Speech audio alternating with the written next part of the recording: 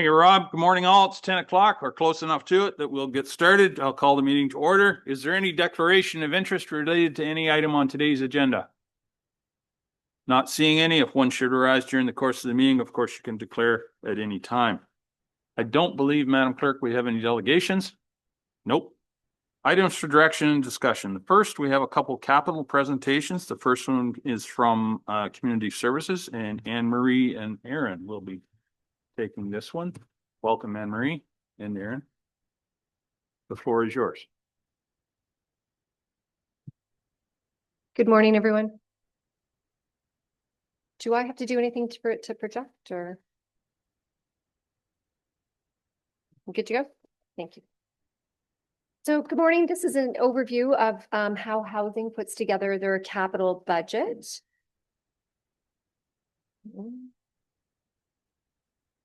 Okay, so today we're going to talk a little bit about our assets that we have in the housing department, how we evaluate, how we do our project estimation and selection, what funding sources we have, how we ensure that we're on track for budget, and also looking at any energy efficiencies or major future projects.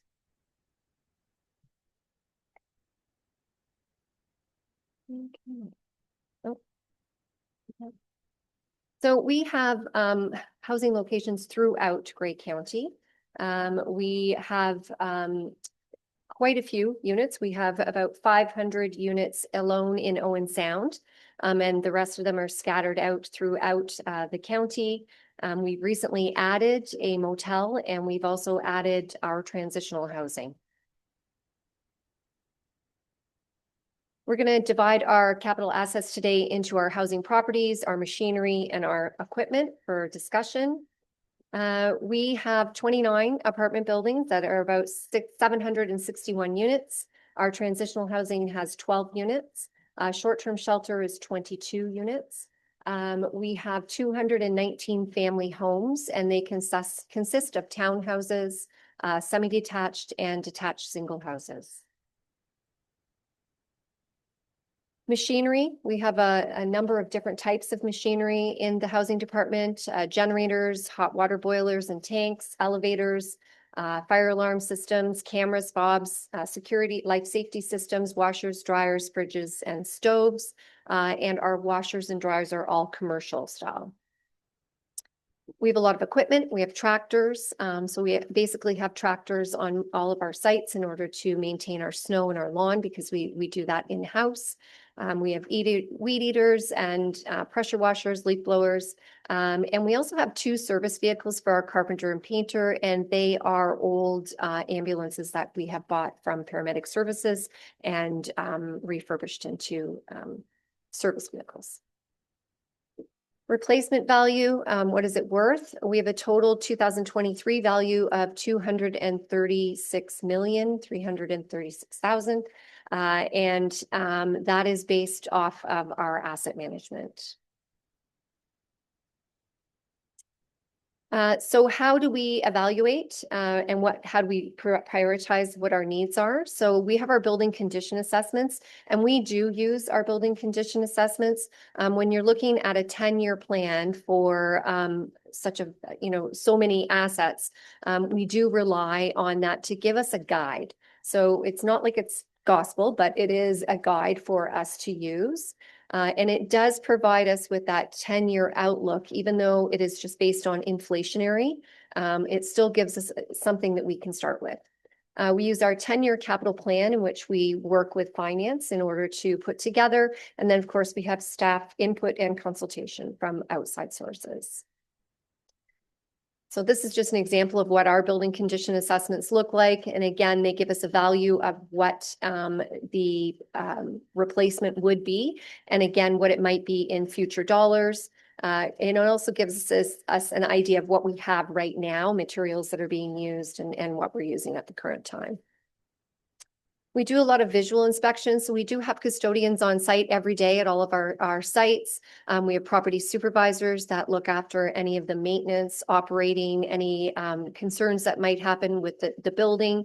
And we have an architectural and design manager who puts together all of our capital projects and manages the projects themselves.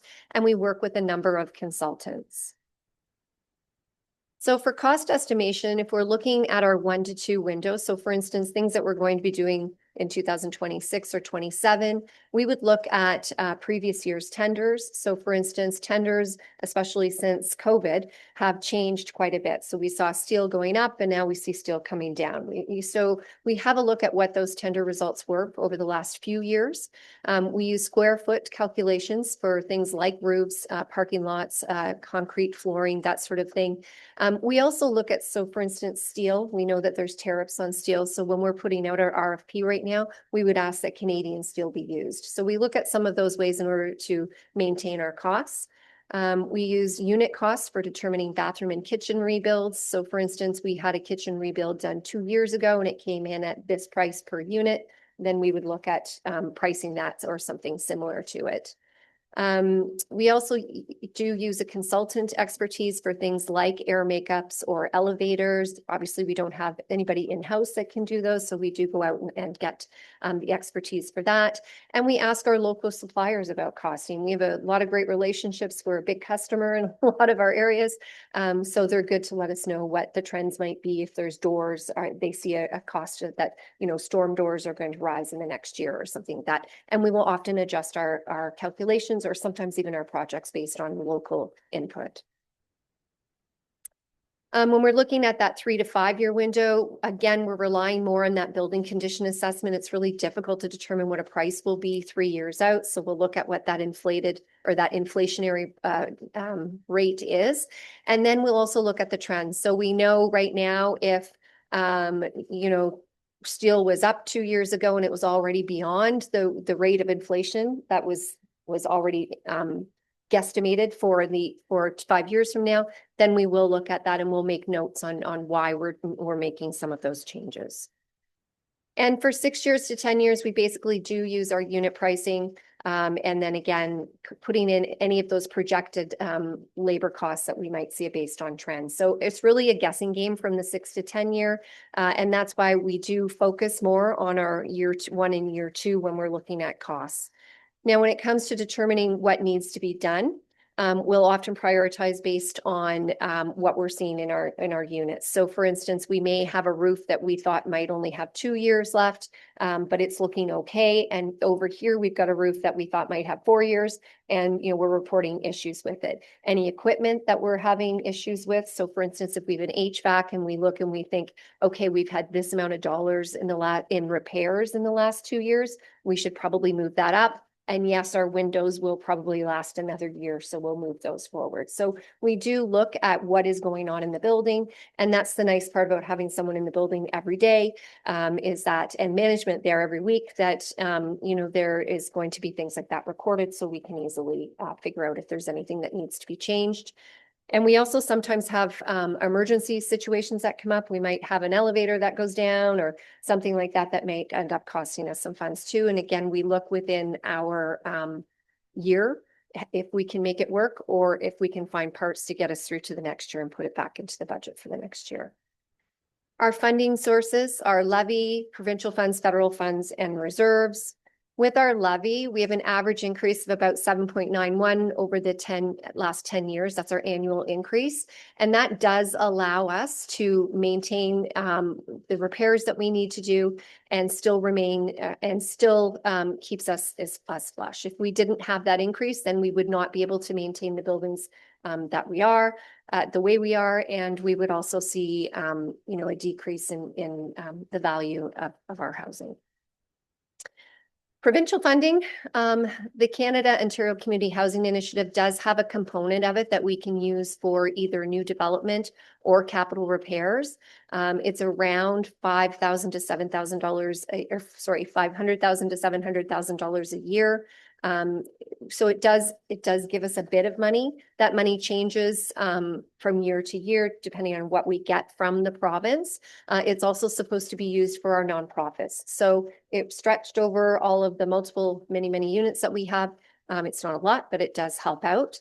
And we did use some of this safe restart funding for our air makeup unit replacements. A lot of our buildings were built in chunks. And so, you know, we have timeline chunks. So we have a lot of things that always come up at the same time. So when you've got 8 roofs that all need to be done within a couple of years and 8 air makeup systems that need to be done, the safe restart funding was a great asset for us. Federal funding, these are one-time dollars. The Canada Mortgage and Housing Corporation had a project out for affordable housing repairs. So we did apply and we were successful in obtaining the funds. They pay for 30% of the overall funding in the 2 years that we're using it. So that's did cause us to move up some of the projects, knowing that we could get 30% of them funded by the feds. That fund does not exist anymore. And reserves. So we do have a number of reserves. We have our capital renewal and replacement, our computer reserve, our affordable housing fund, which is the 1% per year that's put into it for development. And we have our Golden Town capital renewal and replacement. When we took over Golden Town in 2018, it came with a reserve, and we're still using that for the repairs that are at those 3 buildings. As you can see, our capital renewal replacement reserve, we are with the 7% that we're putting into it each year. We are looking at maintaining a healthy reserve.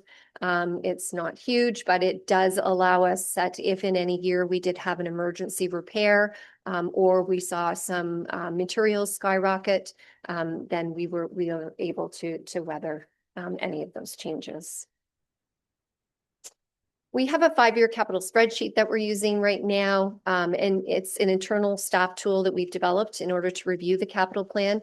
So it allows us to look at what our budget and what our actual is. It allows us to keep track of, you know, what money is going in and out, how we're doing for the year, and it includes any changes that might come along. We do have monthly meetings to update our capital tracker, monitor changes, and to talk about you know, any projects that are maybe not going off the rails a little bit or that are delayed, or ones that we feel we may have to move up or move down in years to come. We've just started working with our Questica capital model, and excited that we'll be able to no longer have to use our Excel spreadsheet, and that we will be able to switch over to a better system with that. Energy efficiencies, we're always looking at energy efficiencies within our buildings when we're doing replacements.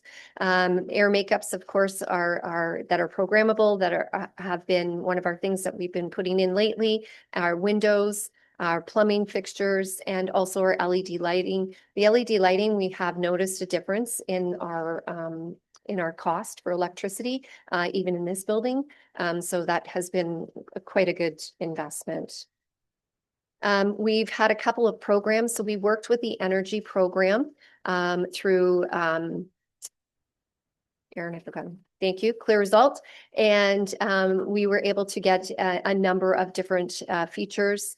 We were able to get appliances replaced, washers and dryers, light bulbs. So we've saved quite a bit of money on that. And same with our heat pumps. We were able to get heat pumps into our project at Victoria Village. It was electric heat there. And now with the heat pumps, we're able to save some money on that. That one is just recent, so I don't have any cost as to how much we are saving there. But I know we received about over $600,000 worth of incentives through the energy program through Clear Result. We have a number of major capital projects coming up. We have a couple of elevator replacements.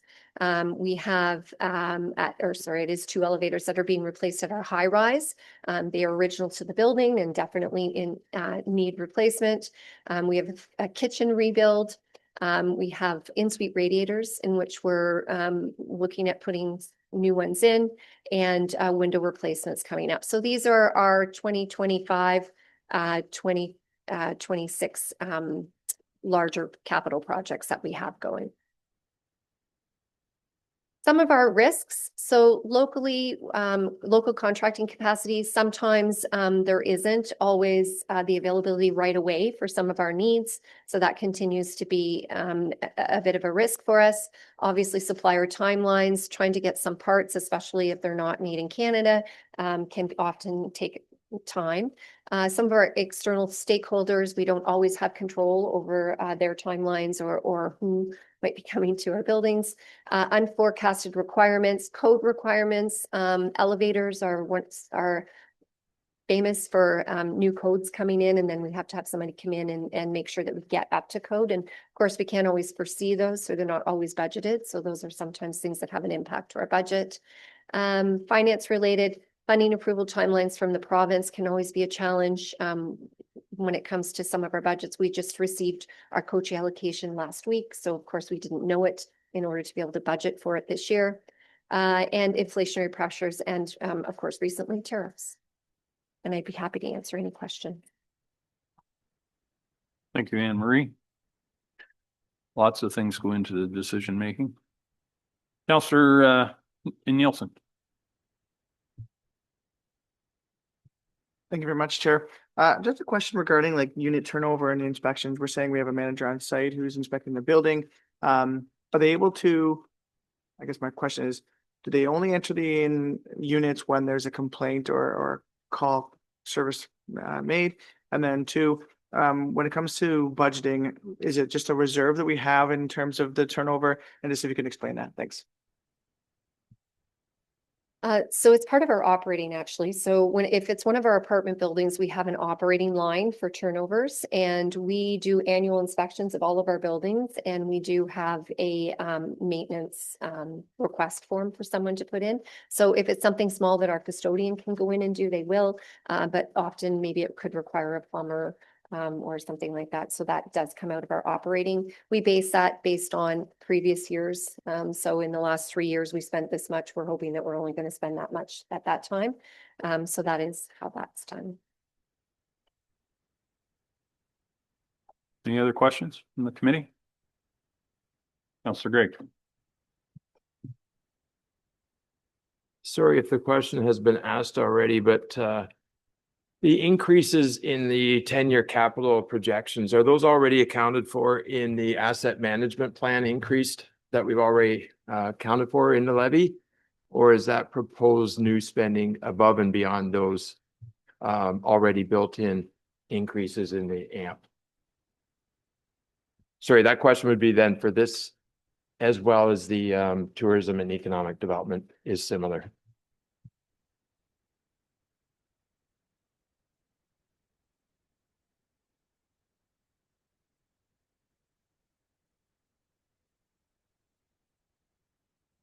Thank you for the question. So in the budget, we allocate 100% of the asset management plan dollars to transportation. And anything else is above that because the bulk of the asset management plan, of course, is infrastructure. So anything that you see as a levy increase is that's 100% above the asset management plan. And I'd say probably the same with most municipalities. There's never enough money. So housing does a very good job of prioritizing based on how much money there is and what you can do with the funds, the same as the other departments.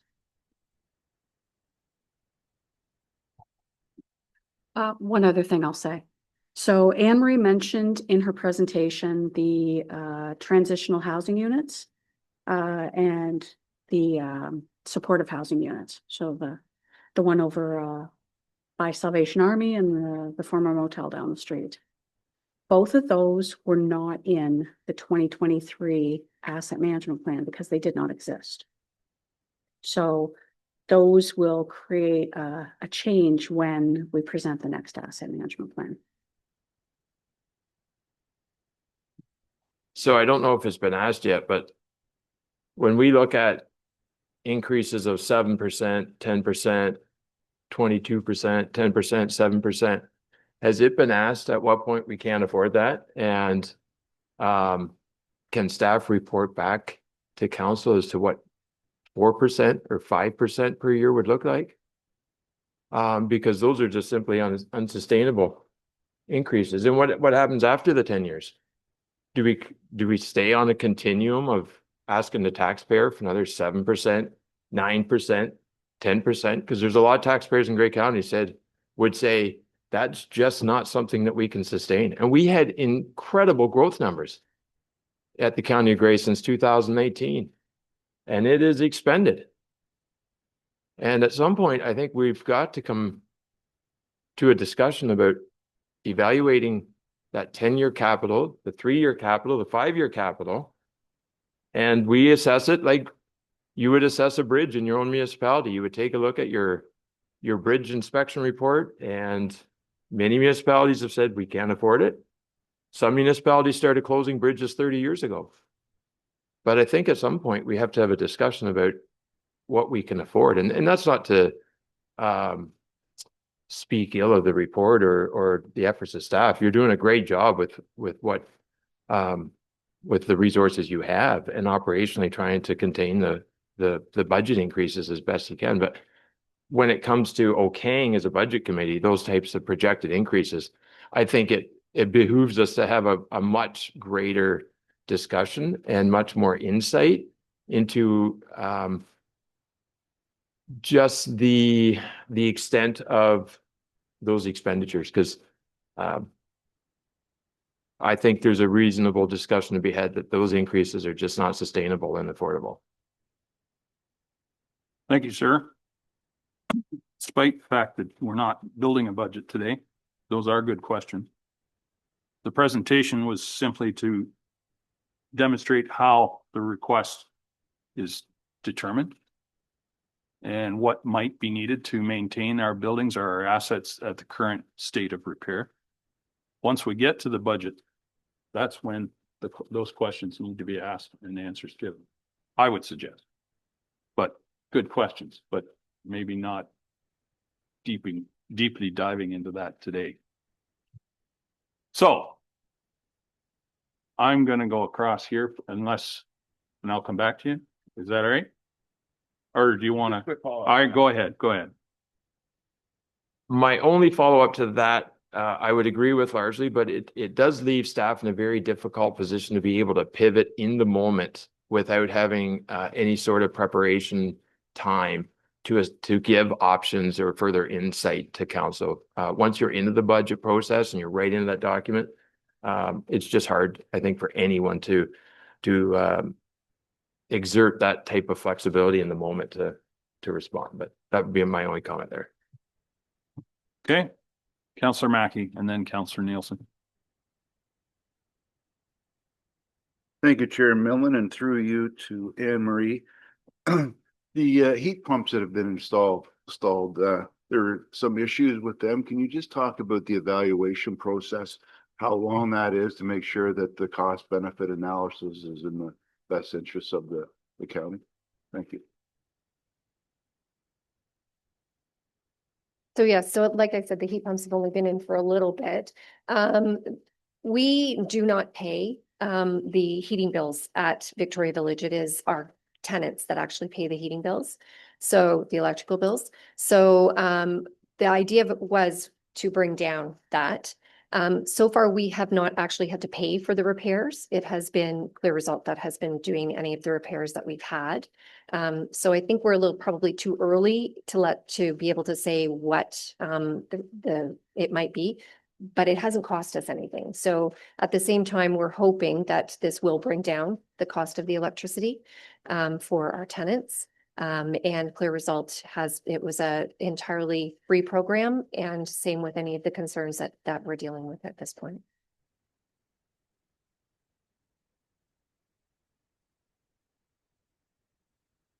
Thank you for that. Do we have an evaluation process, though? Or are we planning on having an evaluation process to make sure that it's beneficial?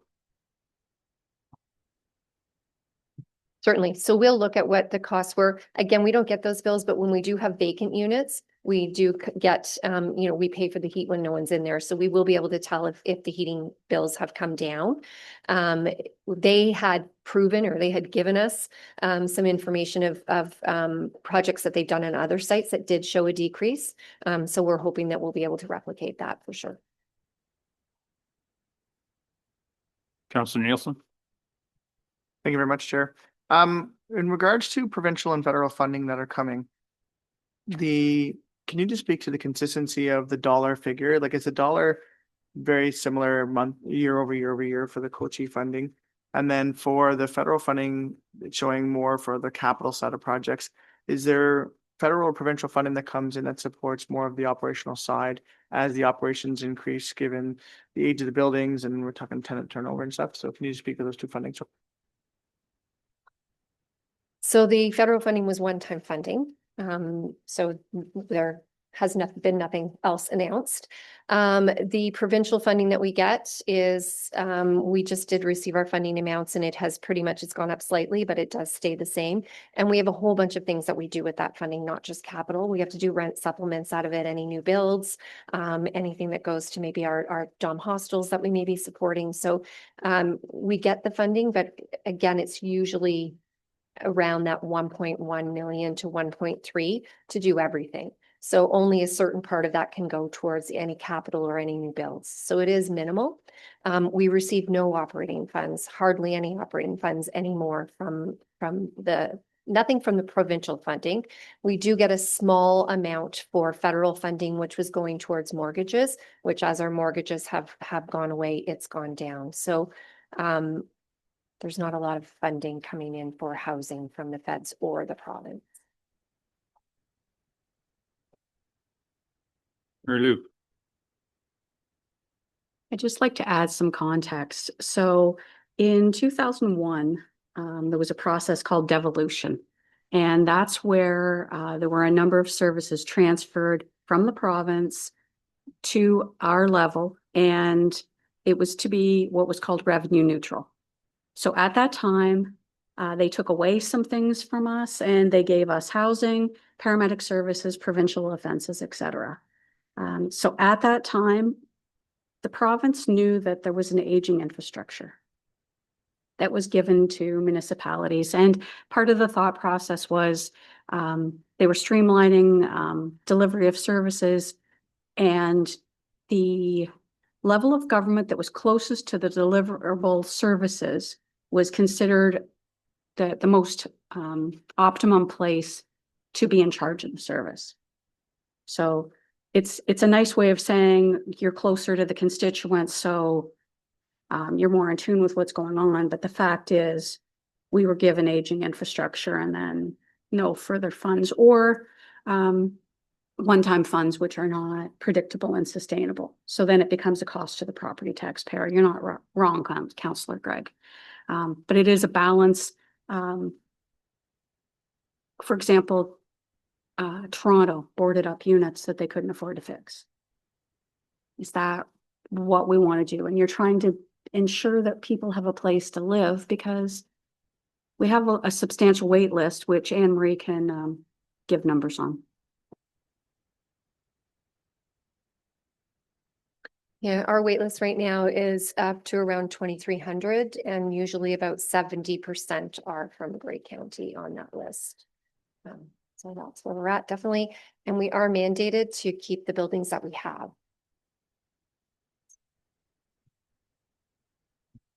Thank you, Anne Marie and Mary Lou, for that.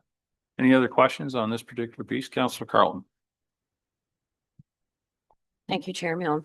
I guess on the same item that Councillor Greg was addressing, when I look at that, say 2026 and 2027, where the increase in dollars would be 200,000 each year, if we cut that in half, we're at 100,000. And how well are we maintaining our buildings on half the dollar value, which means then the value, that overall asset, is now depreciating in worth. So I know 10.5% and 9.5% looks like a lot, but if it's only 200,000 a year that's actually going to the maintenance of those assets, it's not a lot of money going in from that if I'm reading that correctly. Thank you. And I'd just like to say too, that in previous budgets, when we have had to lower, we have cut our capital in housing. And that's probably why we are looking at increases right now and why we are a bit behind in what we were doing. Okay. All right, well, thank you, Anne Marie. And we will now go to a similar presentation from Economic Development, Tourism and Culture. And Savannah is going to take this. Welcome, Savannah. The floor is yours. Good morning. Thank you very much. Oh, do you need me to switch this? Oh, I'm moving. You're so good at this. Oh, excellent. Okay, so I'm going to talk to you this morning about Economic Development, Tourism and Culture Department and how we determine our capital budget. Oh, okay, hold on. This mouse pad doesn't work either. Do you have a? Oh. Oh, you're going to test the glasses today. I clicked on the screen.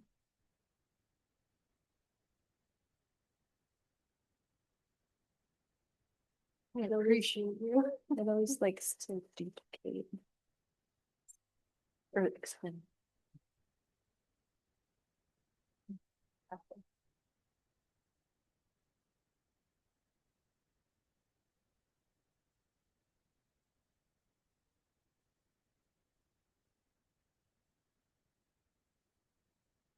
There we go. Thank you very much.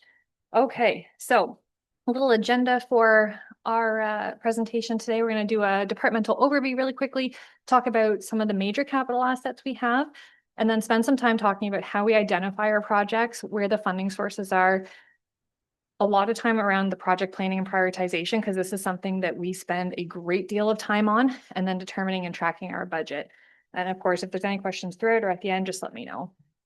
So the Economic Development, Tourism, Culture, EDTC department, we deliver in economic development and tourism. So we include the Business Enterprise Center, which does not have capital, Sydenham Campus, Grey Bruce Local Immigration Partnership, which we had until March 31st of this year. It is no longer under Grey County. It is now with Bruce County. So that will be off of our books beginning next year.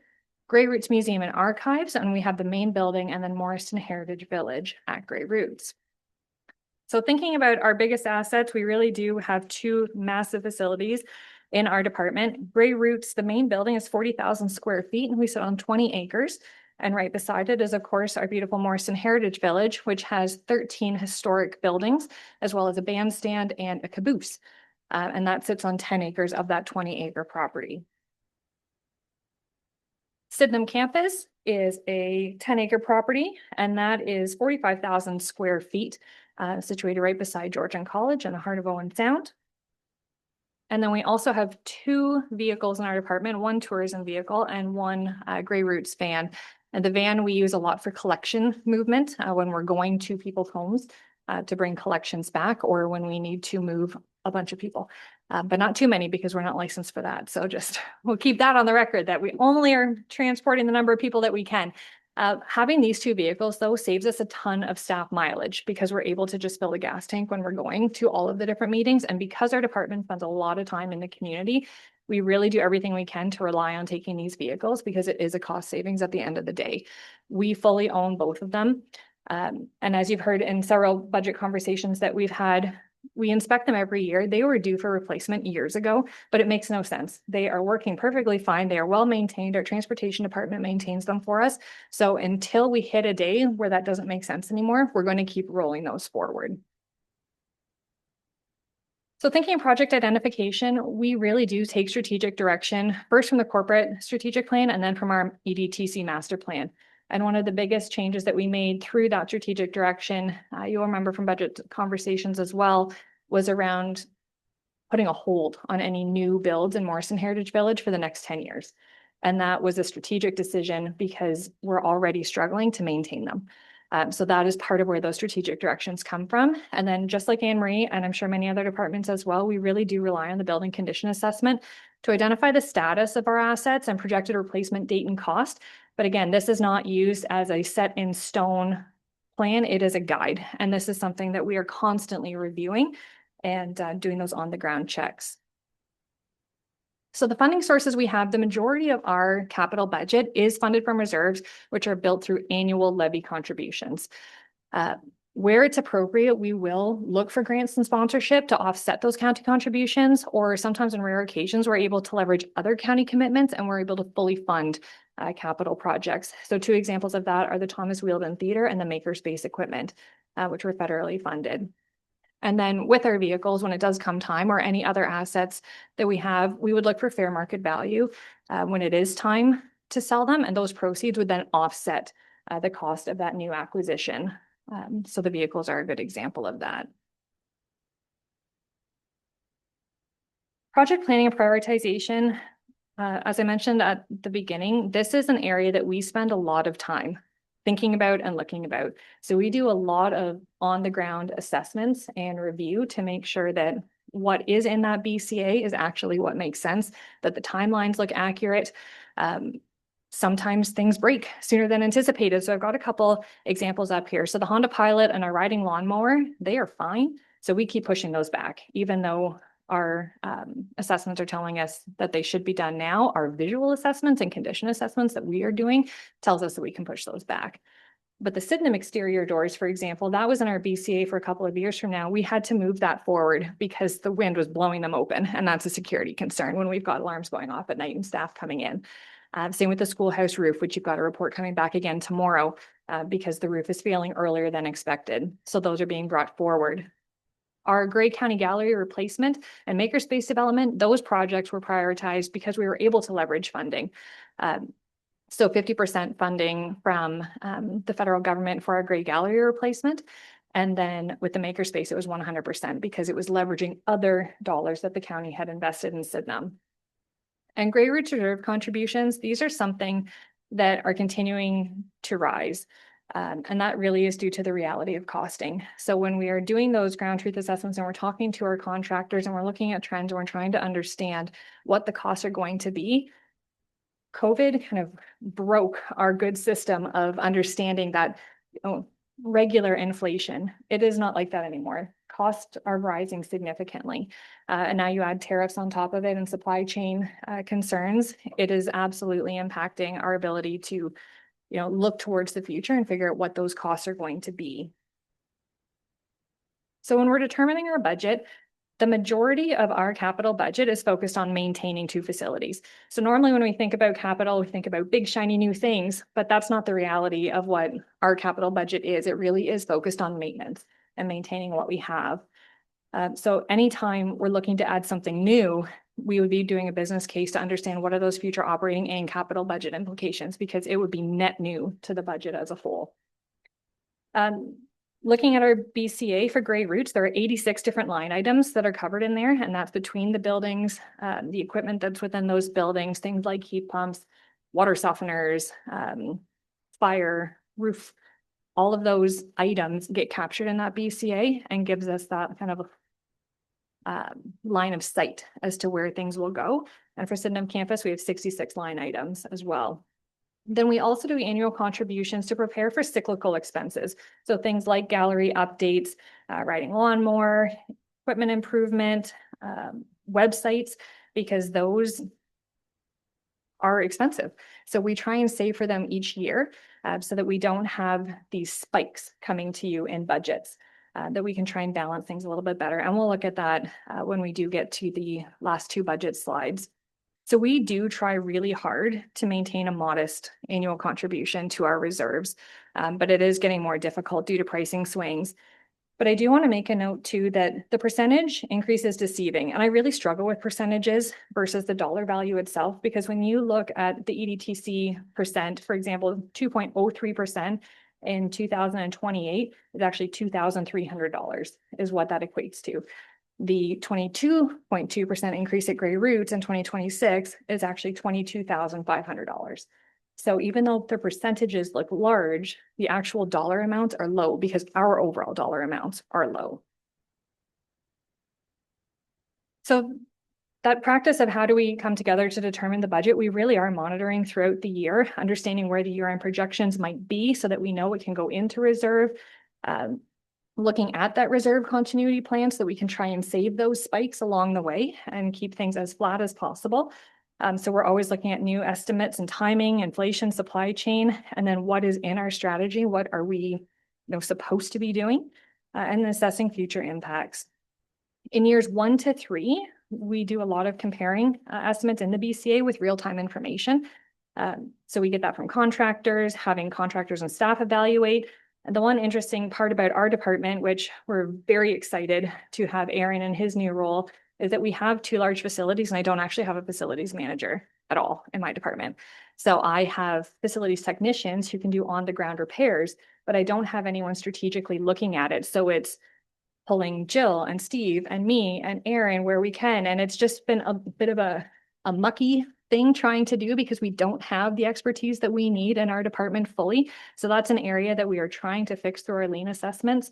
And now looking forward to Aaron's new role so that we do have that, because one example is with our timelines of things, we were supposed to do another roof at Grey Root this year, Grey Roots. It was the final of the roofs, but because of the issues we had last year and because we don't have a facilities person, we did not do that roof this year because we need to make sure we have the right people, resources in place and plan in place. So it will happen next year. But that's just an example of some of those on the ground adjustments that we're making. And then thinking 4 to 9 years out, as Amory said, it is really hard to know what something's going to be costing next year, let alone 4 to 9 years from now. So they really are best estimates, and then looking to that BCA. And the tools that we've had to this point have been a spreadsheet that we are tracking expenses, but we're really excited about the Questica capital modules and what that will do for staff efficiencies in doing this planning. So the last 2 slides here are just captures from what our 10-year forecast looks like. So you can see that 2.03% that I was talking about is in 2028 there for economic development, tourism and culture.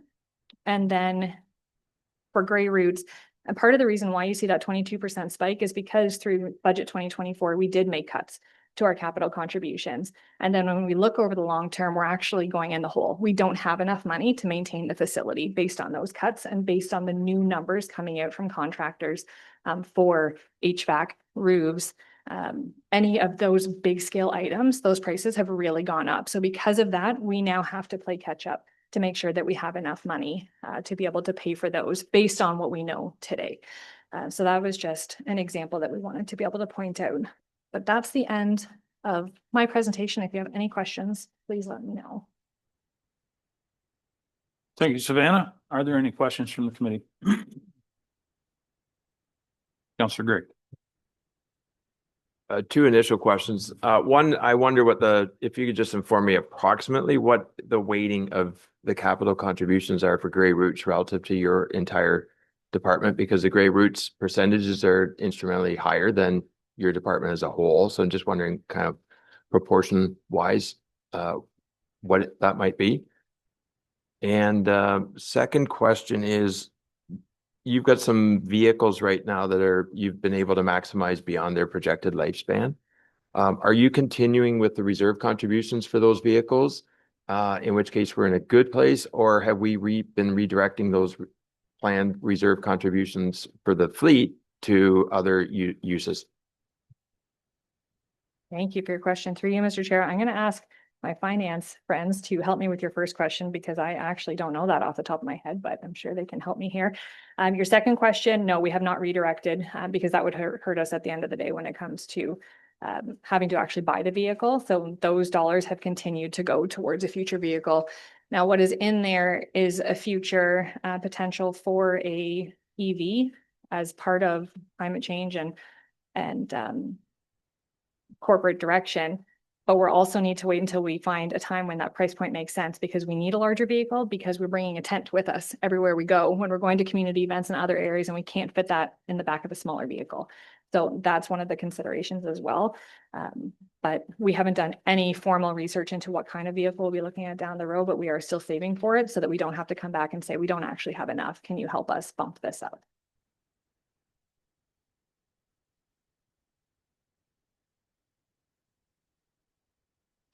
Thank you, Mr. Chair.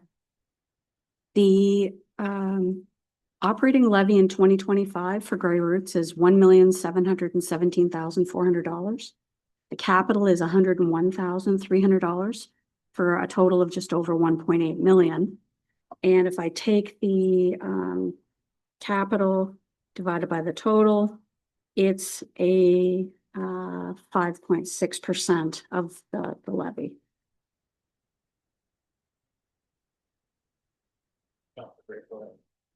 No, sorry, let me just clarify a little bit more. If expenditures at Grey Roots were to go up 16% or 22% or 9%, but your overall department goes up only 1% or down 6%, what is the scale in terms of the capital work that's done on behalf of Grey Roots? Like, is it 80% of your department? 90%? 60%? Like, that was the question. Oh, okay. Well, if 100% of your capital requirements were Grey Roots and your percentage goes up 22% for capital needs, then the department as a whole goes up 22%. But that's not the case. The Grey Roots might go up 9 or 10%, but your department's only going up 1 or 2%. So that's what I'm wondering. Sorry, I'll try through you, Mr. Chair. So for next year, for example, 2026, when Grey Roots is looking at a 22% increase, can you see our 2026 overall projection from EDTC? Because that 22% is $22,500 in comparison to 1.5 million of operating, 1.8 overall Grey Roots. And if you add the active tourism component in there, I feel like that's much, much less. So it's not, we're going up 20% in capital. EDTC is not going up 20%. And I think we could probably find that number in the budget, but we'll look for that. Yeah, sorry. Just even comparing those Grey Root numbers that Savan just noted, we're talking just over 1%. So I will assume that it'd be less than 1% for the overall EDTC budget. In 2025, 1% is $758,300. Okay, that answer your question? Good. Any other questions from committee members? Councillor Eccles. And it's on related to Grey Roots as well too. Yeah, the numbers. You just said, Savannah, you know, the percentages seem high, but the numbers are low. But in this case, maybe the percentages work in your favor, because in the next 9 years, this budget's going up from $100,000 in capital to $231,000, $130,000, about 130%, 125%. In 10 years, the capital budget continues to rise. It's one of those things, yeah. Are we death by 100 cuts here?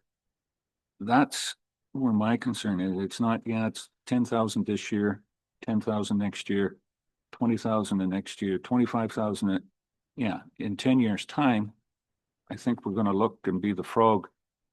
What the heck? The water was kind of cool, and now in 10 years' time, whoa, it's boiling. What happened? That's where my concern is in this, of where we're projected to go as we continue to add and try to maintain what's in there. It was great that we had a lot of donations to get some of those buildings there, but there was no funding to maintain and keep them there in that 100 to 120-year-old state. More of a statement than a question.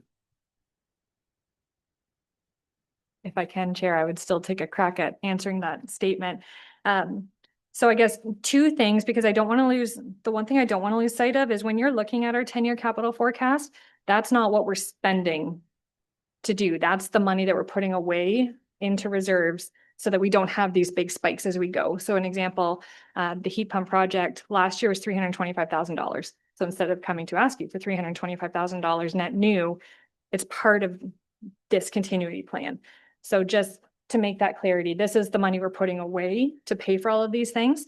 And then the second piece, through budget last year, we were asked to bring back a business case, which we will be working on for you. But even in the conversations we've had around the schoolhouse roof, we really, as staff, are thinking we're going to bring you back a report that says we still can't put dollars away to build, because this is just to maintain what we have. So to be able to add anything else means this is going to go up no matter what. And this, we already struggle to be able to maintain what we have. So we will bring that business case back to you. It will likely be fairly short, but we do want to be able to lay out those things so that everybody can understand, for council and for staff too, you know, why this is the reality that we're faced with. And when we are thinking long-term corporately, where does it make sense? We have great assets right now. Let's celebrate those, so that we're able to replace heat, replace roof, and keep those assets so that we don't lose the value of the assets that we do have today. So that has been a serious consideration going through. So what you're seeing here is just reserve contributions just to maintain what we have on our docket today. Thank you, Savannah. Councillor Gregg. Which provokes a question. Part of your umbrella is well, tourism is within it, and Grey Roots, we're trying to enhance its tourism capabilities. Right now, when it's tax levy, it's funded. I mean, we're looking at funded by the local taxpayer. Is there a contribution to DCs that from DCs that goes into capital work for Grey Roots? Because the same argument could be made as roads or any other facility. If you're funding it already from municipal levy, you are treating it as a service to the community. It's not rate funded by tourist activity. So is there opportunity to evaluate in the next DC round about contributions to Grey Roots or to some of these capital needs from DCs? Thank you, Mr. Chair. So that would not be considered a growth-related activity and therefore ineligible for development charges. I will say that, so thanks to our financial analyst who's sitting behind, Matt Hugiam, he looked it up, and one of the drivers for going through a levy increase is the estimated replacement cost of the air handling units at Grey Roots, which would have been installed in 2004. So there's an estimated cost of $1 million, and that's the one significant project that we know that is coming in the next 15 years. Thank you, Mary Lou. Any other questions from committee members? Okay. All right. Well, thank you, Savannah, very much for your presentation. We'll move on to the first formal report here, which speaks to capital project status update report. Motion is there. Someone care to move receipt of that? Councillor Keaveney, second by Councillor Carlton. Thank you. I'm not sure. Oh, Marcus has taken this one. Very good. Welcome, Marcus. The floor is yours, sir. Thank you, Chair, and thank you, committee.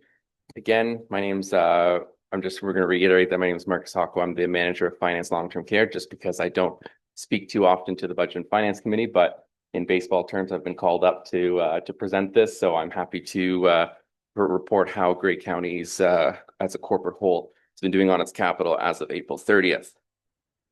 Going through the report that we have that you've been provided, there's a bit of a background discussion in regards to a refresher on the new purchasing policy. So that under $20,000 is a direct purchase, an RFQ or request for quotation between $20,000 to $75,000.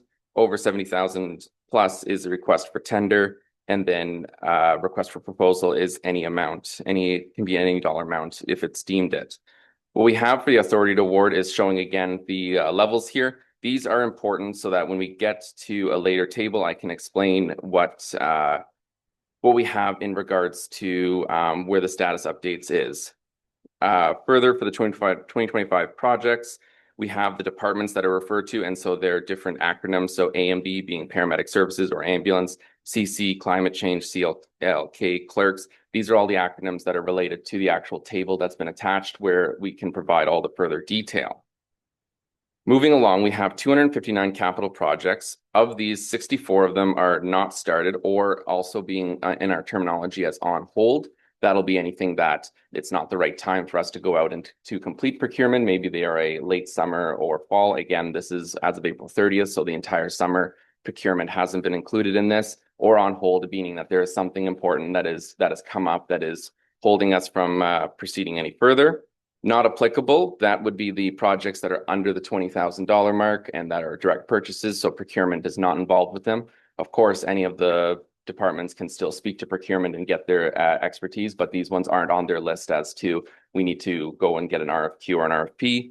In progress are the ones that are a request for quotation, request for proposal, any tenders that are out. So that is all the ones that are in the works. And you can see with that one, that is 17.5% as of April 30th, or 38 projects.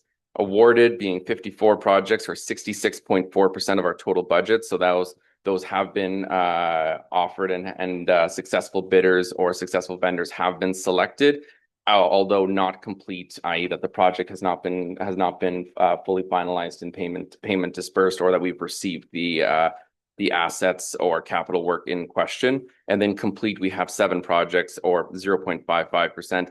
Again, this is just that no matter I can speak of it very, very clearly for long-term care, but this is a trend for everyone. There is very few things that are Amazon one-day shipping on everything. So even though that we can put out the bid as soon as, and we have with much success with transportation, that when the budget is passed, the tenders are out, but there's not a feasibility that they'll actually have it done by April 30th in this case. So they've been awarded. A lot of our projects have been awarded, or they're in tender. As you can see, that is the bulk percentage of our work here. They are just not at the completion stage yet as of April 30th, which is why that percentage would be so low.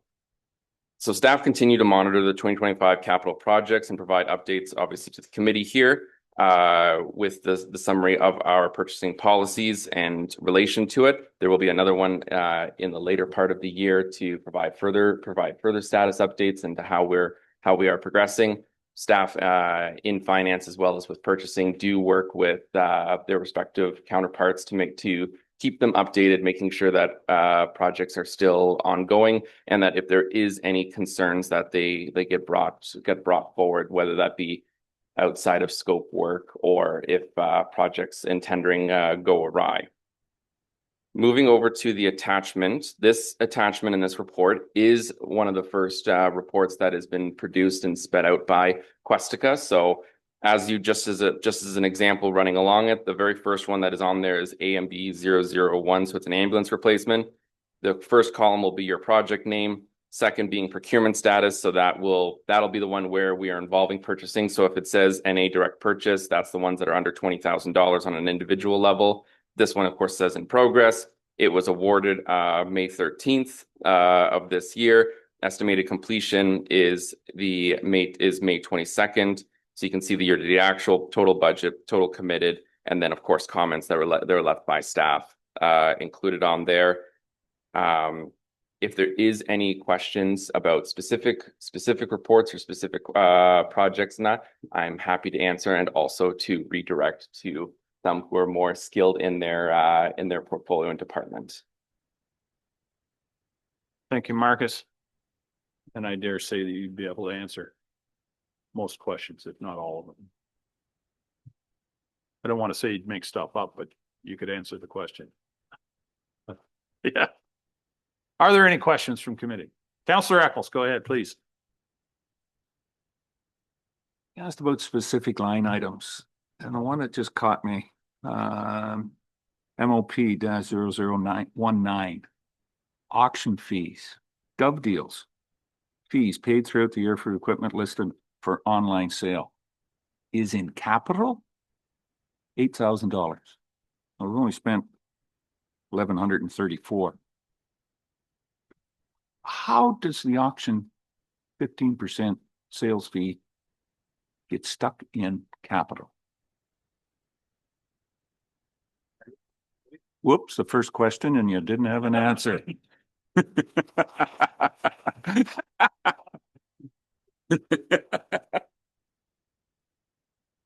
It's just. Go ahead. Oh, sorry.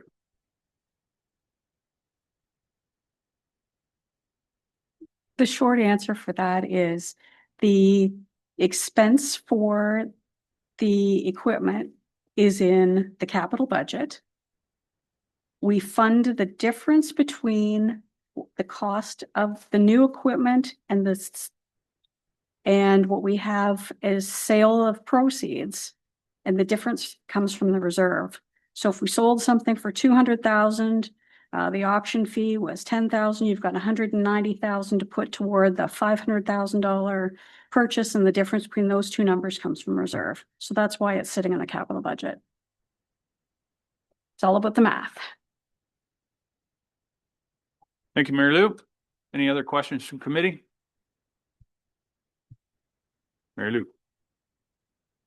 Not a question. It's a question for us to you.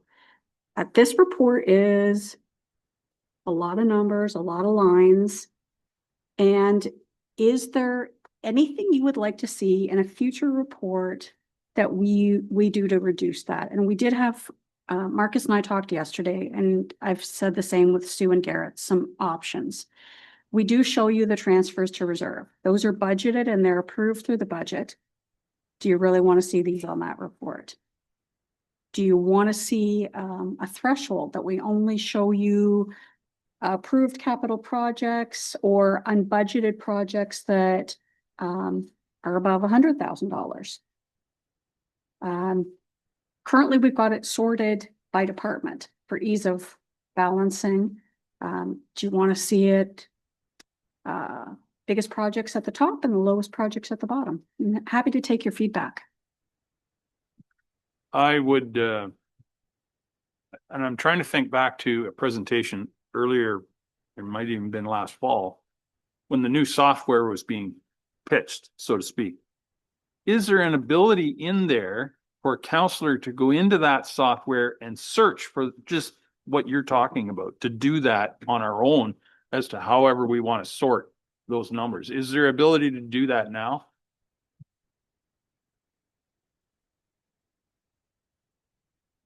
Thank you, Mr. Chair. So at this time, currently not. We can look at ways when we produce the budget book through Questica, how you could get information on your own. And you would be able to go in, and it would take you some time, but you could go through departments and you'd say, oh, like, let me look at the budget for this. But you wouldn't be looking at the real-time actuals.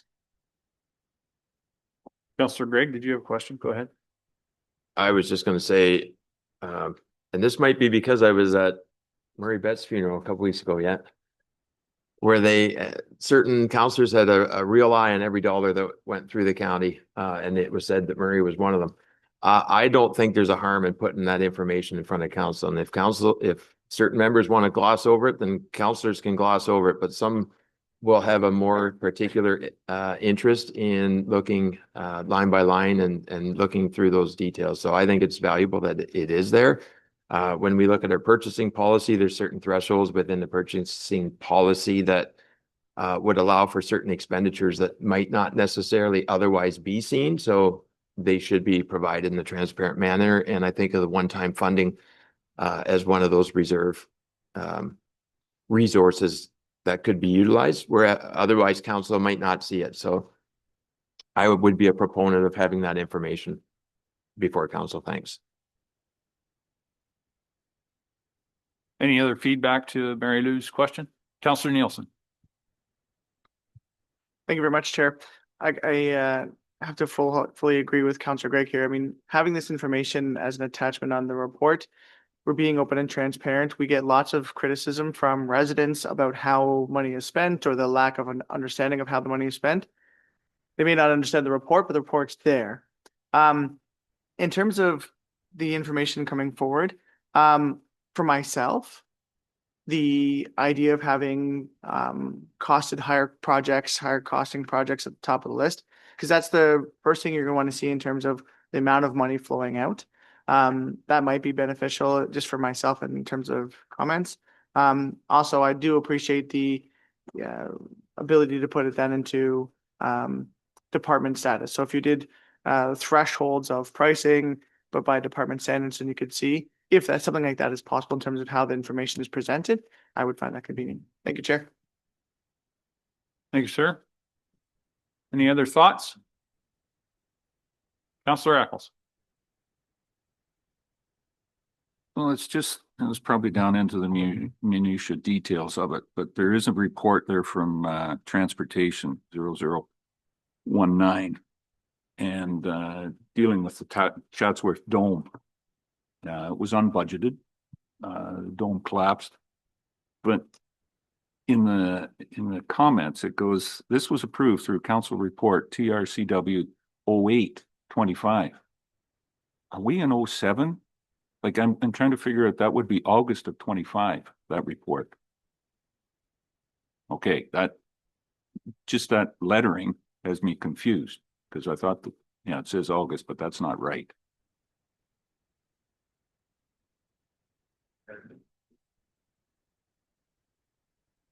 So the reference to TRCW 0825 would mean that was a transportation report brought to committee of the whole. It was the 8th report of 2025.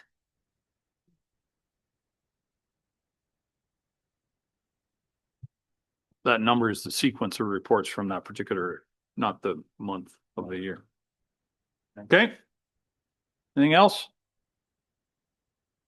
Okay, I'll call the question. All those in favor? That is carried. Thank you, Marcus. Moving on to financial or corporate financial update to April 30th of this year. Someone care to move receipt of that? Councillor Lackey and Councillor Dickert. Mary Lou, floor is yours. Thank you, Mr. Chair. So this report provides a corporate financial update for all county departments based on April 30th, and it's a snapshot in time. So we've got an attachment of a high-level summary as well as the financial statements. You'll notice that there's some financial entries that are outstanding, and some of that includes reserve transfers. Some of the transfers to reserve have been done because those are budgeted. Transfer from reserve waits until the end of the year till we know the actual amounts required. Grant reconciliations. So sometimes we're receiving a grant. It might have came in March, a quarterly grant, and the expenses necessarily don't tie out to the end of March, and we do all of that work at the end of the year. And then we've got some things that are a result of timing differences. So the budget for the most part is split evenly over 12 months. But some expenses occur 100% in 1 month, and I've listed some. We've got some examples such as an association fees, software renewals, insurance, etc. We've noted that there's a harsher than normal winter, and that had an impact on a number of budgets, from the cost of winter maintenance and transportation, the increase in contract service costs for sites that have contractors come in and plow. So areas like housing, long-term care, gray routes, this building, for example, and then we've had some snow and ice damage to some county-owned housing buildings. So the pressure put on the 2025 budget depends on the amounts expensed for January to April, and then how much do we have for November and December this year.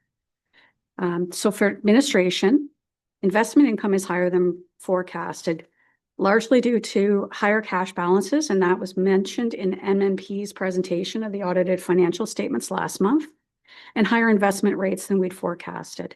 This doesn't create a surplus, as the investment policy sets out income greater than 1% of the 2024 tax levy is budgeted to go to reserve for the one-time funding reserve for future work. Salaries and benefits were trending under budget. We've had some vacancies in staff positions, and summer students are budgeted. for May to August. And as I've mentioned above, there's some timing things.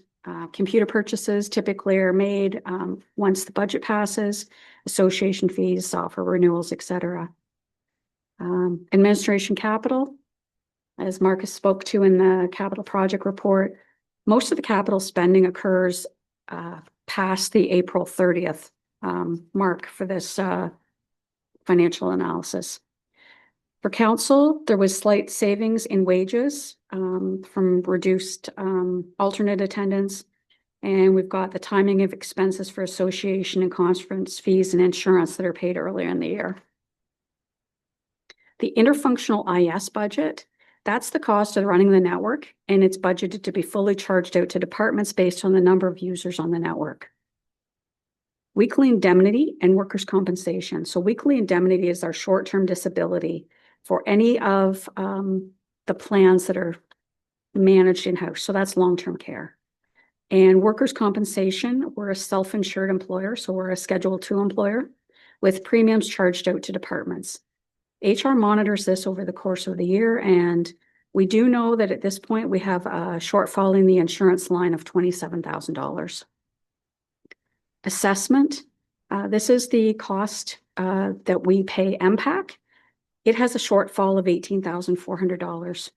So the 2025 levy amount was received mid-December after our budget meetings and resulted in a 3.45% increase as opposed to what we budgeted, which was 2.5%. For court security, this is the first year for this budget, and it provides funding to the City of Owen Sound for the costs that exceed ministry funding. And we're working with their staff as well to finalize this agreement. The $250,000 budget was based on the 2024 estimated costs provided by the City of Owen Sound, and the actual overage was $369,968. So that budget shortfall of almost $120,000 will be required to be funded at the end of the year. So later in the year, we'll be bringing back recommendations on how that'll be funded. Provincial offenses, in the first 4 months of the year, revenue was slightly under budget. The biggest challenge is knowing when tickets will be paid. So we operate on the accrual-based system. So the one caveat to that is provincial offenses is based on the cash-based system. So revenue is recorded when tickets are paid. And that is the practice across the province. So it's difficult to estimate when we're going to receive payment. And if it can swing very easily if you have a large fine. The financials show external transfers is under budget. So that line includes payments to Bruce County and fine revenue that's transferred to other municipalities. With some of these the payments are made in June and December, and the others are quarterly, depending again on the term of the agreement.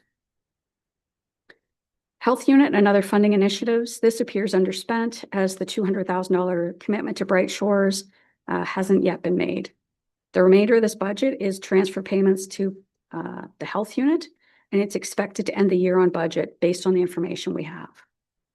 Property, the operating budget appears overspent based on the first 4 months, and really that's based on snow removal, and we had some HVAC repairs.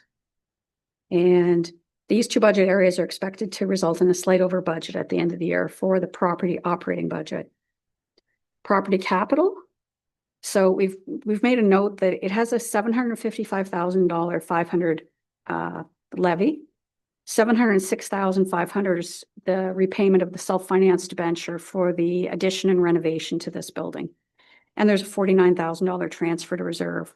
The remaining $190,300 levy is for 2025 work with projects shown in the capital report. For taxation grants and other, it's too early to predict where we'll end up with subs and write-offs. As a note, at the end of June, net overall assessment growth was just over 1.3 million. This may slow down or adjust downward if write-offs are processed. And this is the time of year where we're monitoring that on a weekly basis. take a pause here if you'd like, and ask if there's any questions on the corporate services portion of the report. Committee have any questions so far? Oh, Councillor Mackey, please. Thank you, Chair Millen. Mary Lou, in the court or the fines through the court, my understanding, and this came through Police Services Board, that a few months ago, there was a number of charges that were withdrawn by the Crown because of lower staffing numbers, which, one, from a community safety standpoint was troubling, but also the number of fines that may have been brought forth if they had proceeded. Can you just speak to whether that has been remedied from a staff shortage standpoint? Thank you.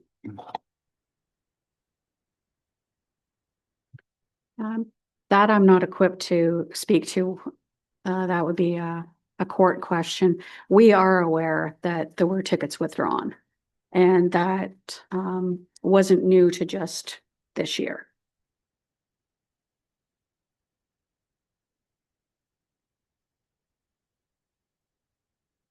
Thanks, Mr. Chair.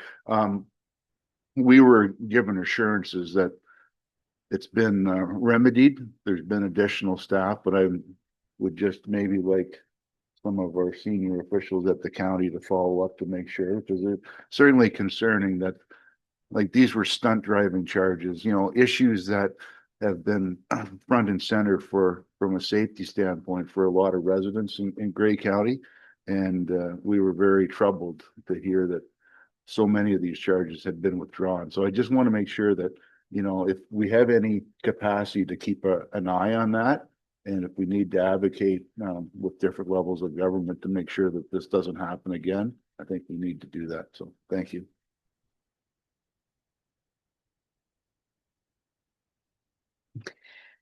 I'd agree that that was problematic, and there was also a period of time where they were short justices, and we were having reduced court days as well, which would have also impacted this. And I'm sure it's very frustrating for the officers. They do a lot of work in the documentation for such a charge, and then for it not to proceed must be very disheartening. I'll move on to planning. So user fees are difficult to predict, and it depends on when applications are received.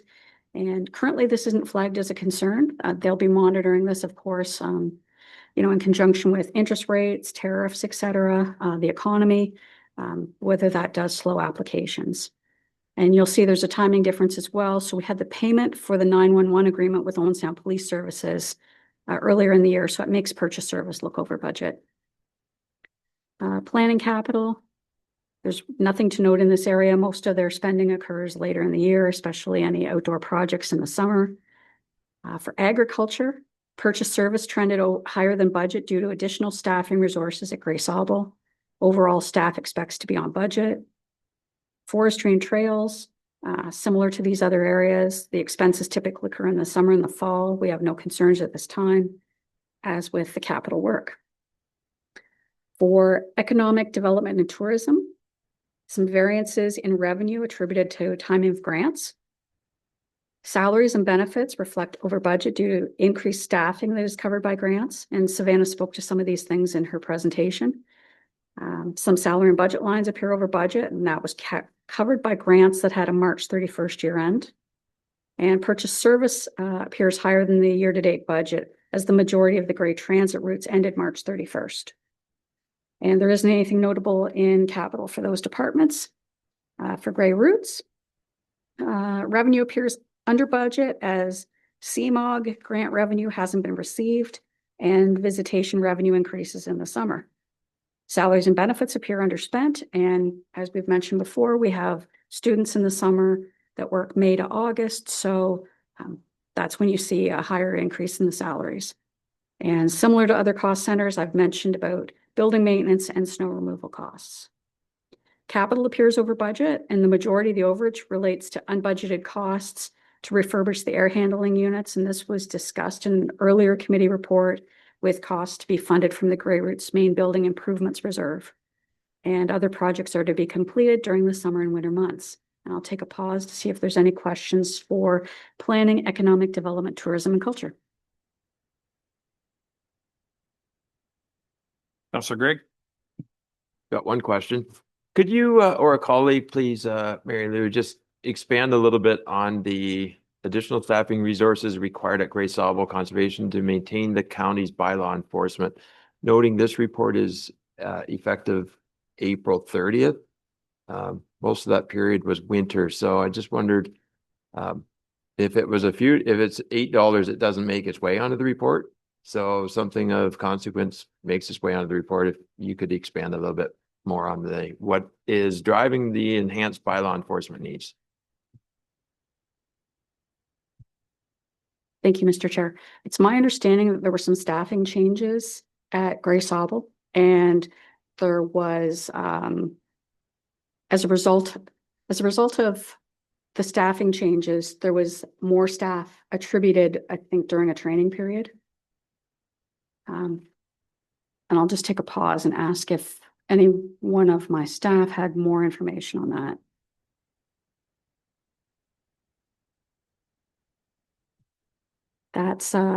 That's what I have at this period of time, but I understand some of that it would be offset through other billings through Grey Sauble. So I'm hopeful that that is covered off, sorry.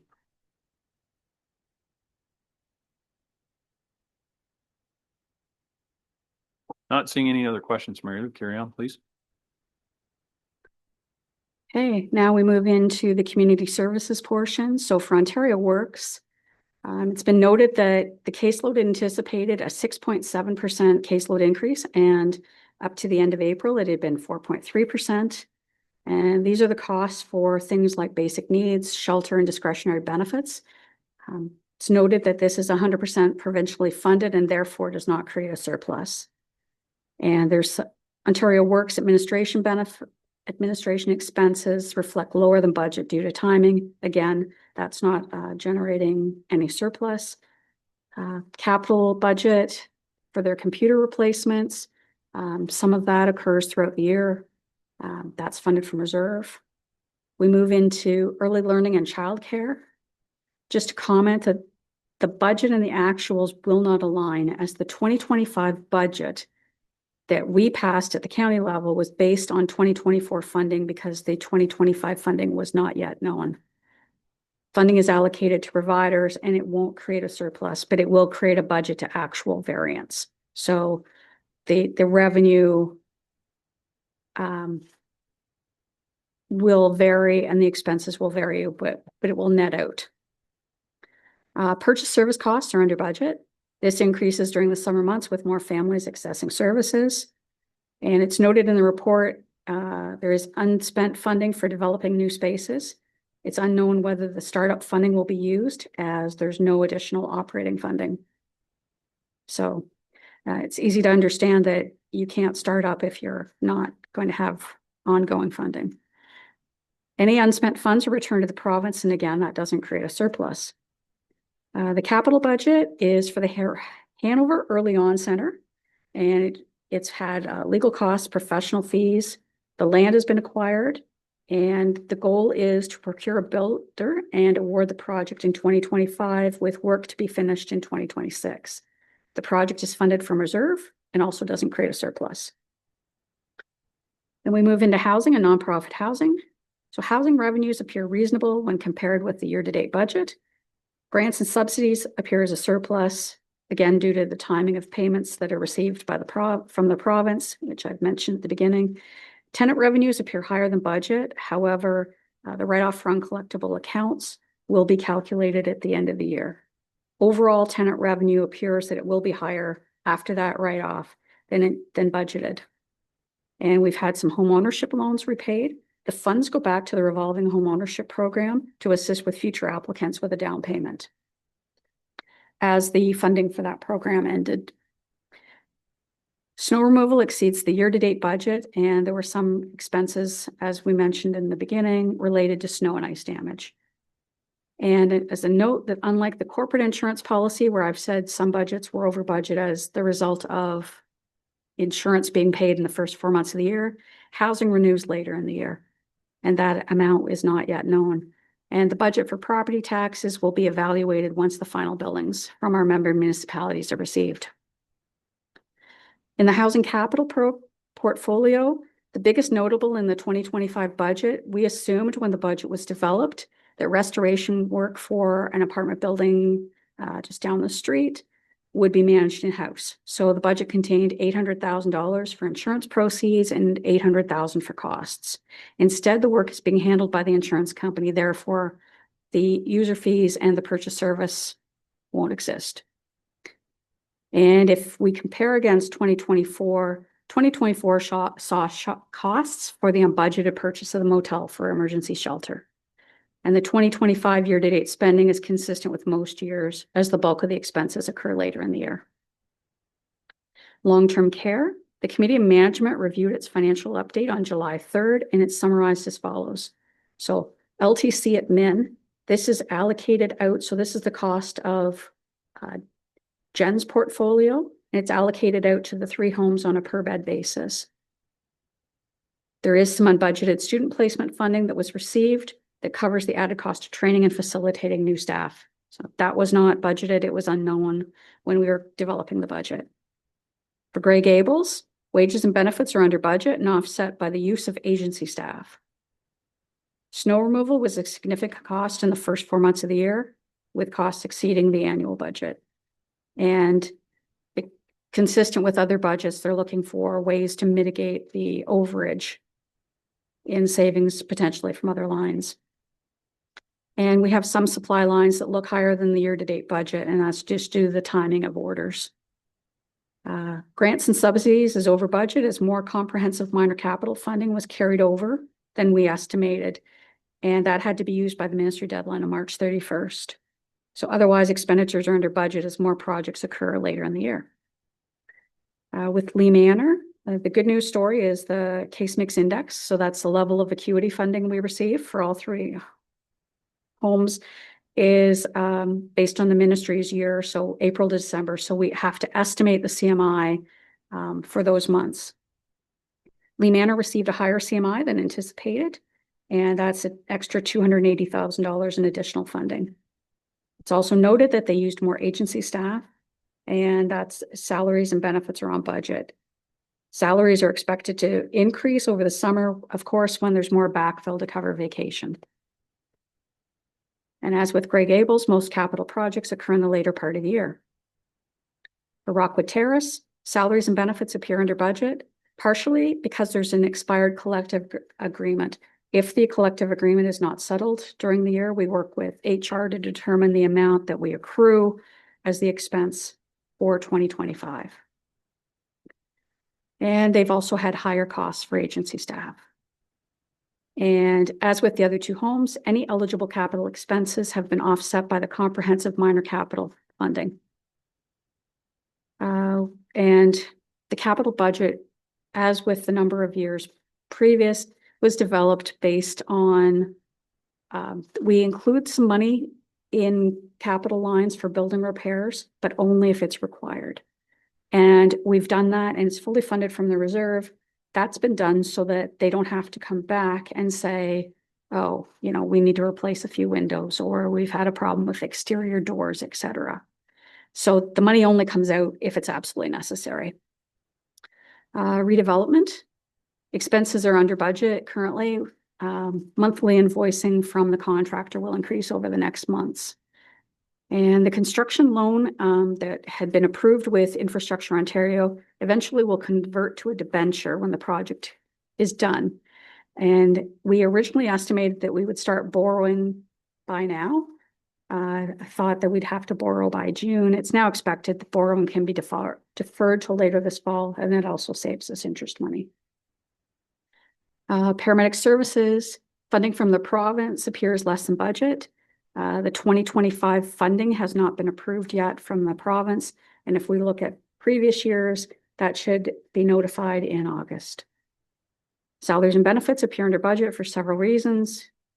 Similar to Rockwood Terrace, they've got an expired collective agreement. There's overtime and stat holiday payouts for balances that are made in the first pay in December, and we go through more vacation coverage in the summer. For capital purchases, it was noted in the capital report, staff doesn't expect to receive all the budgeted ambulance purchases by the end of the year.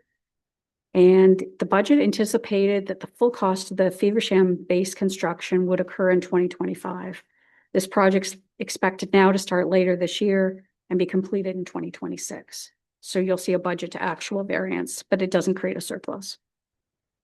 And I'll pause there to see if there's any questions for community services. Councillor Greg? Thank you, and thanks for the report, Mary Lou. Also, Anne Marie, for some of the insights that are within the community services. I have a couple questions. It does state additionally, there have been multiple home ownership loans repaid to the county.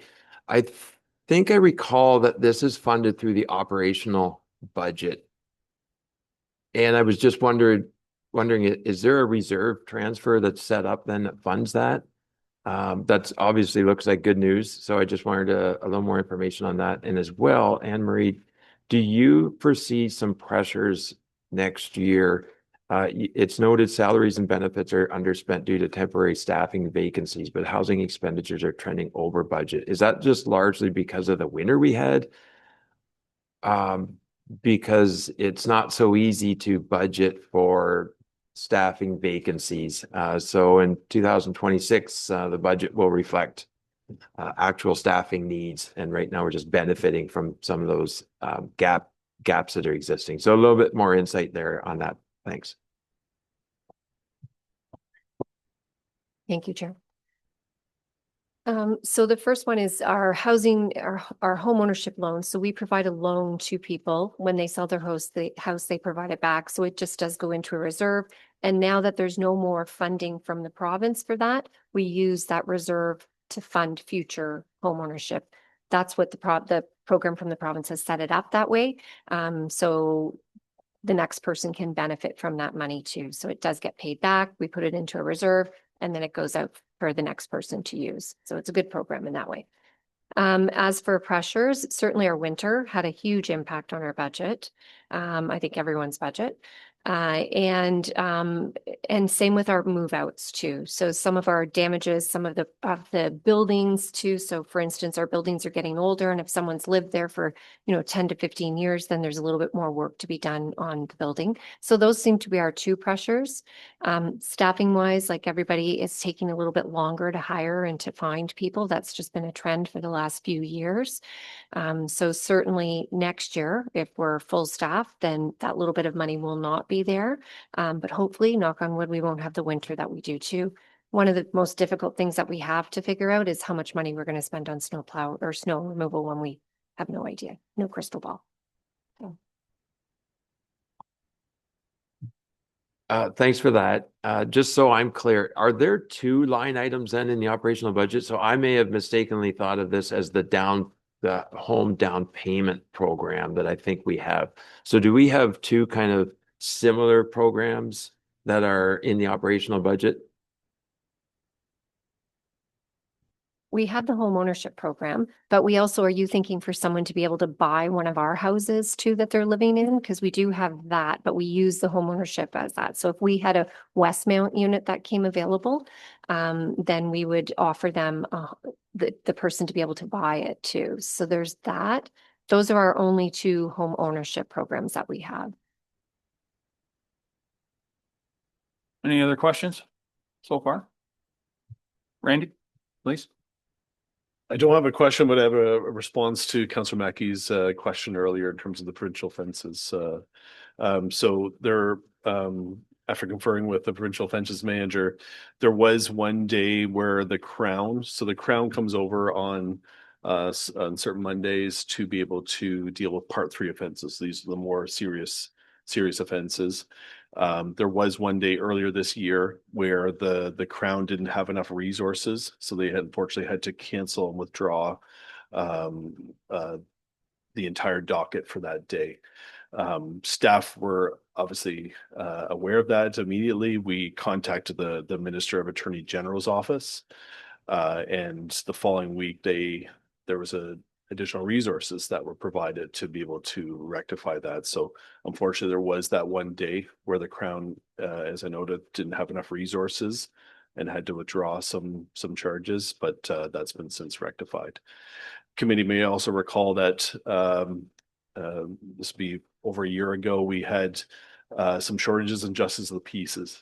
That has been also rectified through, again, further discussions with the Ministry of Attorney General.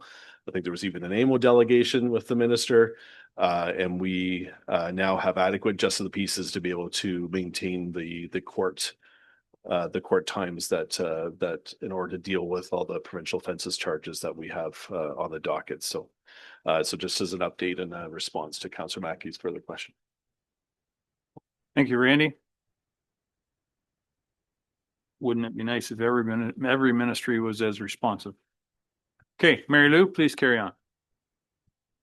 And last but not least, transportation services.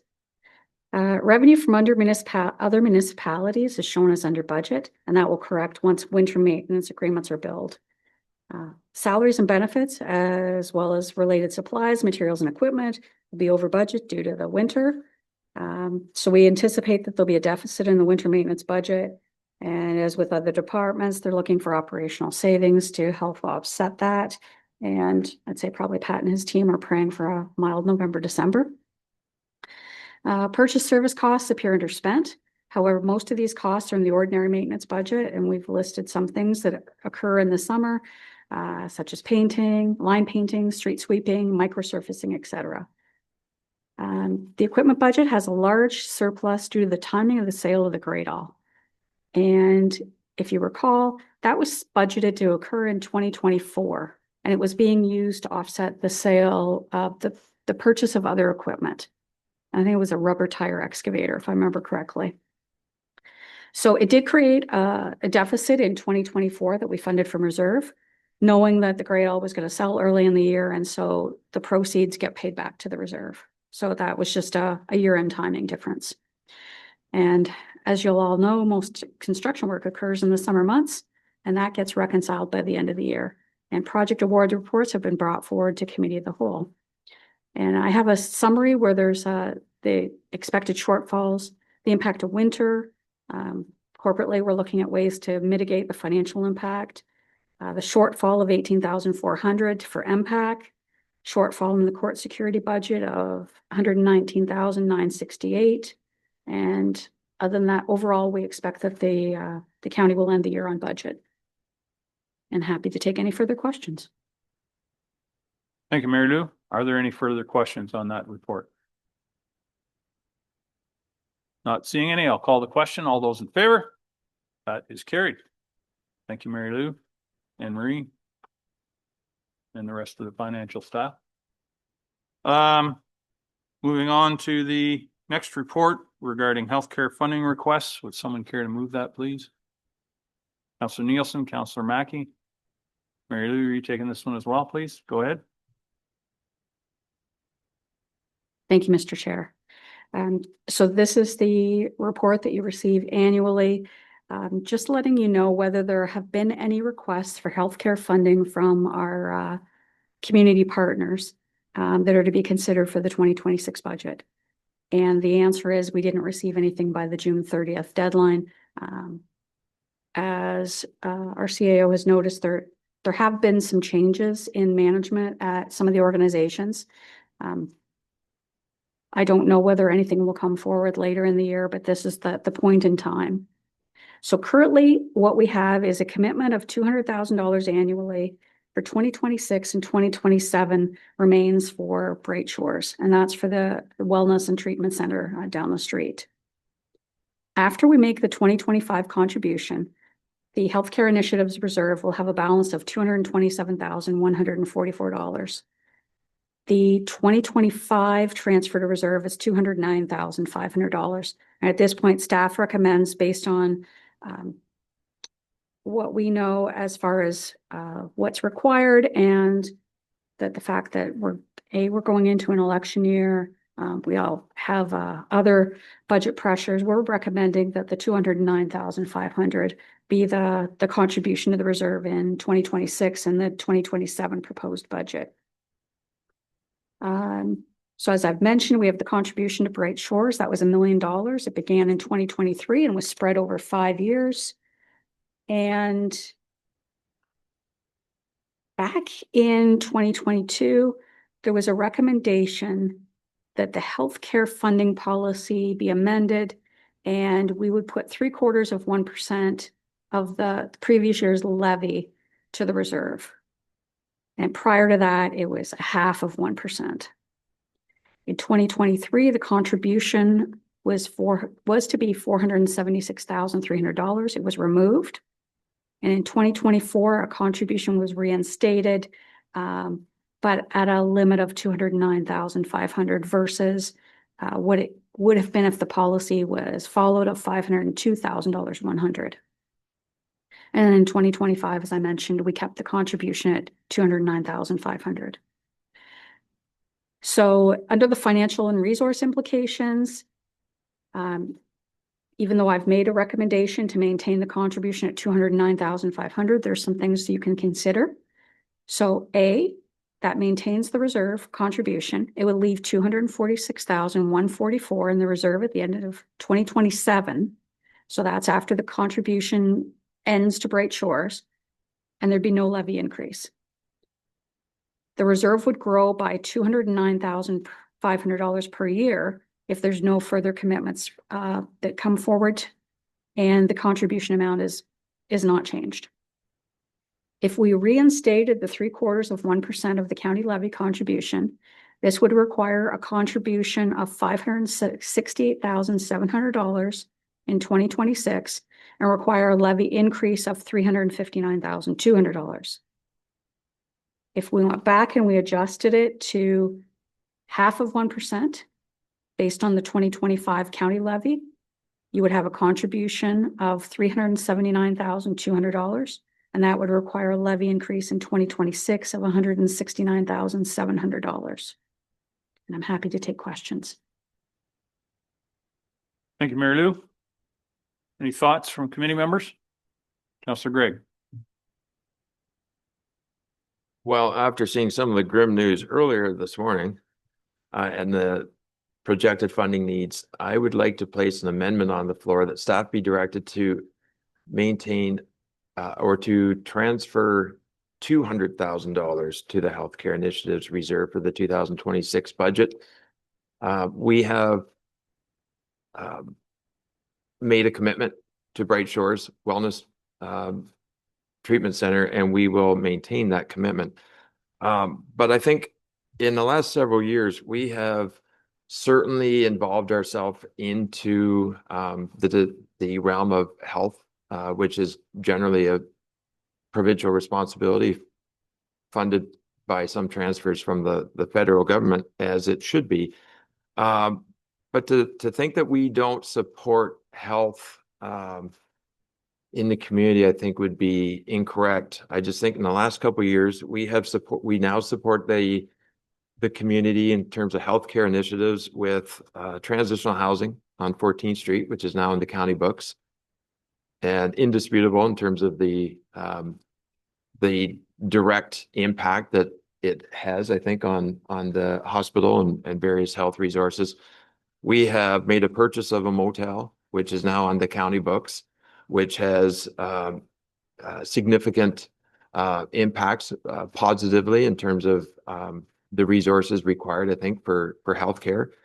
We have resources, we've enhanced resources in our paramedic services that we offer, including community paramedicine and enhanced SOS program resources, all of which benefit the communities in many different ways. So I think you can argue against anyone that would say that we're not supporting healthcare.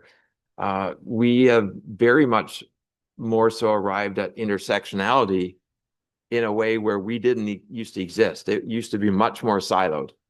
And now we would have to have a fulsome report in terms of illustrating just how involved we are with our healthcare initiatives. But I just highlighted some quickly there.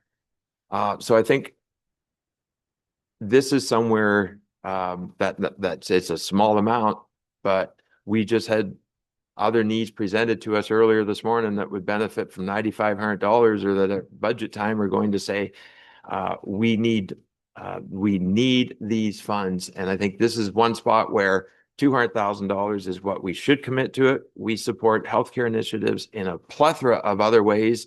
And many of these are in other ways that as recently as 3-4 years ago, we were not involved in corporately. We now are. So I think 200,000 is a reasonable budgetary allocation that we should be recommending to council to make. Thank you. Sir, is there a seconder for that amendment? Councillor Carlton, any discussion on the amendment itself? Councillor Nielsen. Thank you very much, Chair. Question for Mary Lou. The report showing that by the end of 2027, if we maintain, we'd have a reserve balance of the 246,144. So I guess the 9,500 is an extra amount that's going into the reserve to keep somewhat, very slightly building it. But you're also saying that we haven't had any additional requests other than the Bright Shores. So just from your perspective in terms of the reserve balance, if this motion was to go forward, then the commitment is saying 2026 and 2027, we do the 200,000, but then after that, there's no contribution to the reserve. The reserve would stay flat at the shy of 19,000 off of the 246. So just your thoughts on the motion, the amendment that's on the floor, and whether or not we're still in a position to be able to help anybody who comes and asks.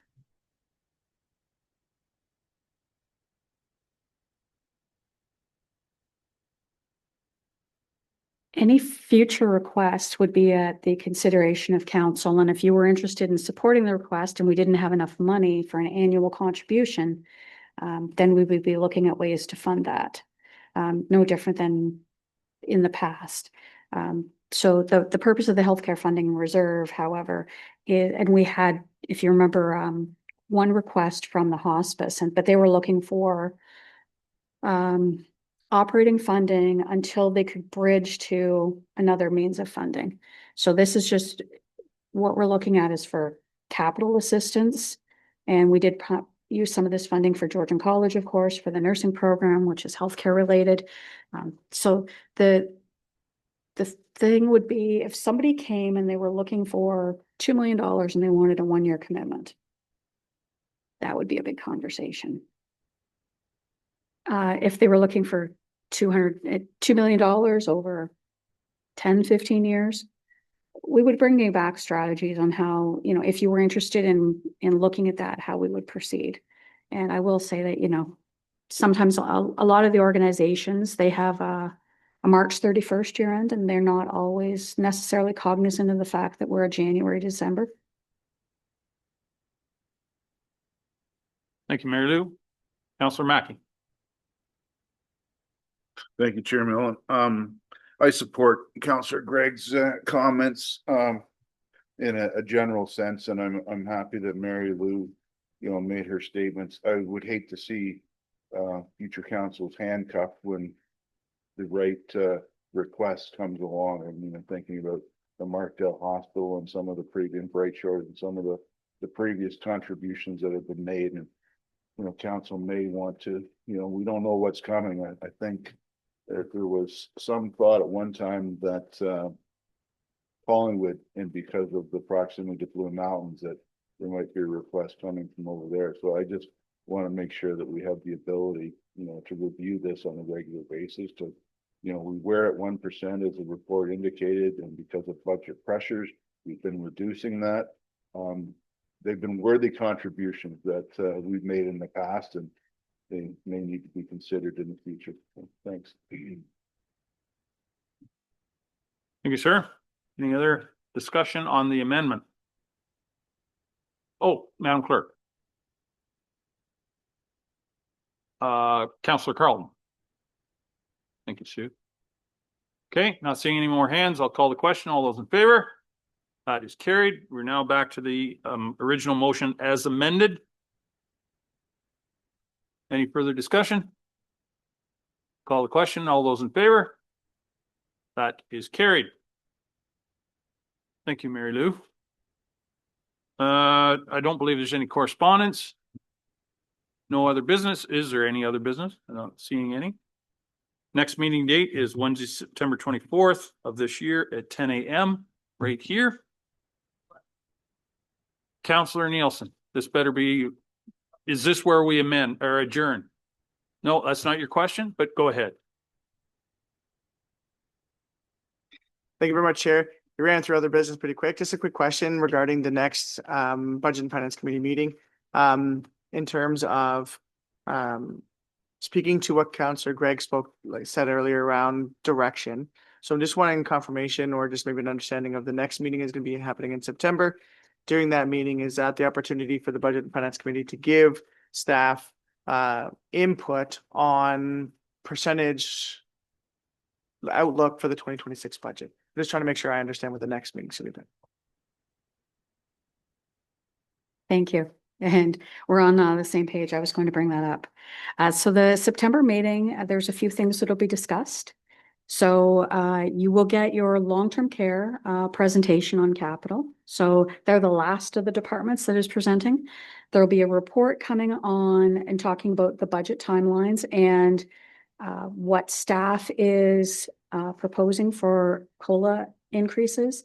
It'll also talk to you about any collective agreements that are in place and what those COLAs are. And we'll talk about the collective agreements that are not settled. And we'll also talk with a pretty high level overview of what the budgetary pressures are that we know of.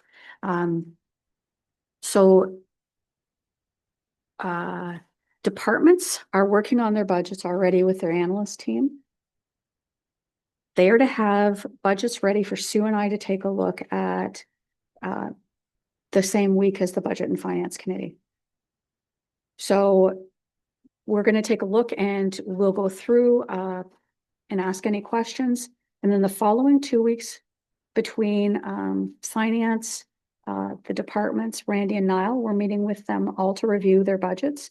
So the goal is that Stu and I ask as many questions as we can to speed up the process for Randy and Niall's schedule. And so then for the October meeting, that's where we would be giving you an idea of where everything is coming in. So if you recall, we estimated the 2026 budget would be a 6.6% increase after growth. That assumed growth of $1 million, which right now we're above that. It also had to make a number of assumptions on what our partner, the province, would give us for funding. So that will get adjusted to reflect what we know for the funding that has been provided. So what my goal is for the September meeting is I'm giving you enough information on what we've gathered so that, and it'll also include the proposed any FTE increases, sorry. That's the other one I forgot to mention. Departments are working on that right now, and we'll be meeting as SMT to review those proposals. So you'll see those proposals at the September meeting, and the departments will speak to the proposals that are being brought forward. The goal is we give you sufficient information. So what I don't want, for example, is I don't want somebody to come out and give us a target that is unreasonable when, say, 82 to 85% of a lot of the operating budgets is wages and benefits. And if there's a collective agreement that's already set, then you know that the other 17% is like, I'll use long-term care as an example. The other 17% of the operating budget is supplies, heat, hydro, food, not a lot of places where you can generate the savings. So that's what our goal is, that we give you that information so you understand what we're seeing as pressures. Okay. Motion to adjourn. Councillor Cartland, Councillor Nielsen. All those in favor? We are adjourned. Thank you, committee. Thank you, staff.